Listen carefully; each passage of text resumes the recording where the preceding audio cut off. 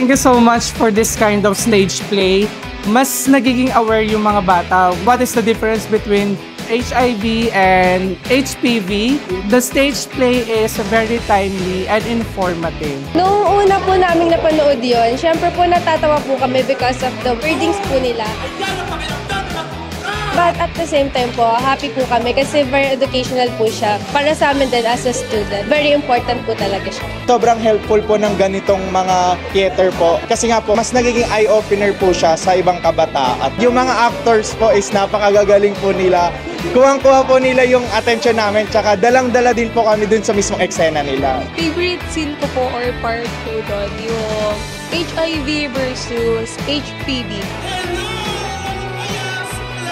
Mas na-elaborate po yung pagkakaiba ng dalawa and kung paano po nakakahawa yung sakit na yon.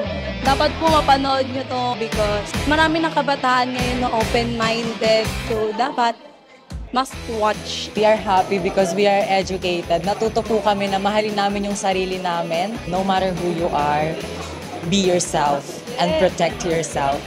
As someone po na dapat po malaman yung mga ganong bagay, important po ngayon na maging aware po yung lahat. This is a rising issue po kasi, and lalo na po na number 2 po na virus yung HPV. Super important po to ngayon sa society.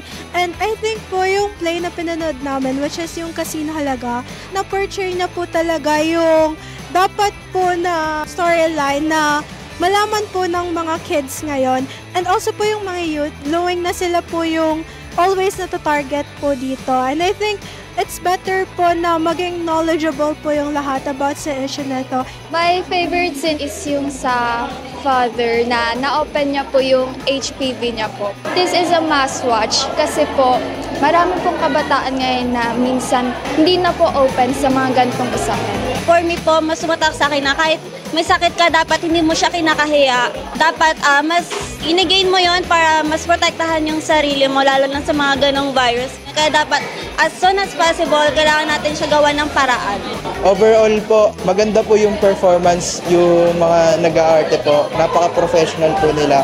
And para po sa akin, kailangan pong mapanood to ng mga kabataan na katulad namin dahil isa po to sa mga way kung paano magiging aware sa social and about din po sa HPV na kailangan nating malaman to para maiwasan po natin na magkaroon ng ganitong sakit.